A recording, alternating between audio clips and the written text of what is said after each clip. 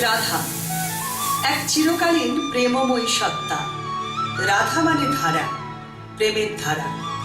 নিজের সমস্ত ঐশ্বর্যকে মাধুর্যে পরিণত করে চিরকাঙ্ক্ষিত পরম পুরুষকে বেঁধেছে অপ্রাকৃত প্রেমের নিবিড় বন্ধনে।